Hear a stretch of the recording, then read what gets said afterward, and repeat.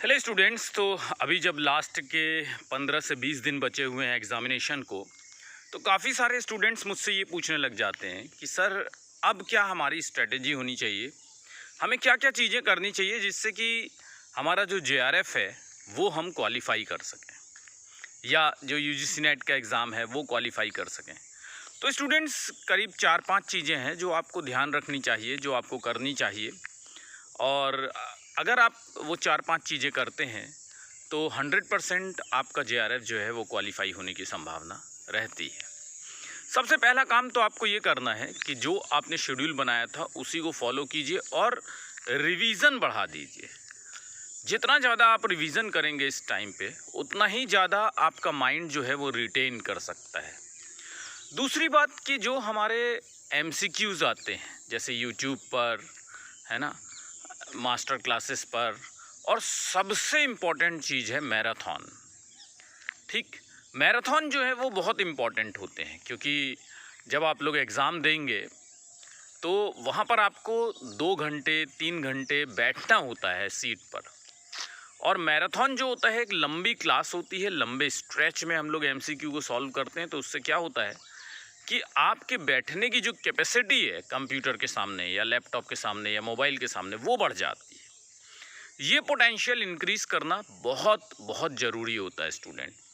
कई बार क्या होता है ना कि एग्ज़ामिनेशन हॉल के अंदर हम चले जाते हैं और हमें सब कुछ आता है, लेकिन टाइम मैनेजमेंट नहीं होने के कारण कुछ क्वेश्चंस या तो छूट जाते हैं, या तो हम इतना ज़्यादा बोर हो जाते हैं, या इतना स्ट्रेस आ जाता है, इतना टेंशन आ जाता है कि हमारा जो परफॉर्मेंस होना चाहिए वो नहीं हो पाता है। तो ये याद रखिएगा कि मैराथन कभी भी मिस नहीं करना है। यूजीसी नेट सोशियोलॉजी का जो मैराथन है जो मैं लेता हूँ, वो सैटरडे को 1 बजे होता है। तो सैटरडे के 1 बजे वाली क्लास तो आपको कभी भी मिस नहीं करनी है। यूट्यूब की क्लास 11 बजे होती है, और मास्टर क्लास में मैं 4 बजे आप लोगों के लिए एमसीक्यूज़ लेकर के आता हूँ। तो ये सारी चीज़ें जो हैं वो आपको 100% करनी चाहिए, विदाउट एनी स्किप करना चाहिए।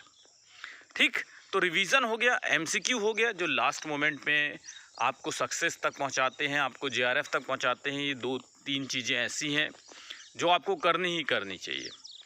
तीसरा, एक बहुत इम्पॉर्टेंट बात होती है कि ऐसे समय पे जब एग्ज़ामिनेशन को बहुत कम समय बचा होता है तो आप लोग बहुत नर्वस हो जाते हैं। तो वो नर्वसनेस को कंट्रोल कीजिए, कॉन्फिडेंस को बनाए रखिए।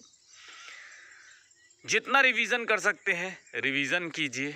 ठीक, उससे क्या होगा, आपका कॉन्फिडेंस बढ़ेगा। एमसीक्यू और चौथी इम्पॉर्टेंट बात यह है कि अब समय ऐसा होता है 15-20 दिन का, जिस समय आपको ट्रैक रखना चाहिए कि यार आपके जो मार्क्स हैं आप किस तरफ जा रहे हो। अगर कोई टॉपिक वीक है तो देखिए 10-15 दिन 20 दिन बहुत होते हैं, है ना। तो उन वीक टॉपिक पर ध्यान दीजिए। अगर कोई चीज़ नया मिलता है, ठीक, जैसे प्रीवियस ईयर पेपर आपने देखा और आपको लग रहा है कि यार ये चीज़ नई है, तो उसको ज़रूर से देख लीजिए, क्योंकि लगभग उससे क्वेश्चंस जो हैं वो बनने की संभावना ज़्यादा होती है। एक ट्रेंड होता है, एक पैटर्न होता है जो पिछली बार से कनेक्ट किया जाता है, फॉलो किया जाता है। तो स्टूडेंट्स, अगर आप ये सारी चीज़ें ध्यान देते हैं, ठीक है, एमसीक्यू, है ना, और रिवीज़न, और जो नए जो कॉन्सेप्ट्स आपके प्रीवियस ईयर पेपर में दिए गए हैं, ठीक, और जो मेरे शॉर्ट वीडियो आएंगे, जो मेरे वीडियोस आएंगे इस टाइम, तो आप लोग सभी लोग जानते हैं कि वो बहुत बहुत बहुत इम्पॉर्टेंट होते हैं। तो उन सारी चीज़ों पर आपको ध्यान रखना है और बस पढ़ाई करते रहिए। ठीक, और 100% आपका जेआरएफ आएगा इन सारी चीज़ों को अगर आप ध्यान रखेंगे तो। Thank you very much students. और अभी तक अगर आपने इस चैनल को सब्सक्राइब नहीं किया है तो सब्सक्राइब कर लीजिएगा, और इस वीडियो को शेयर कीजिएगा और लाइक ज़रूर से कर दीजिएगा। Thank you, all the best, bye bye.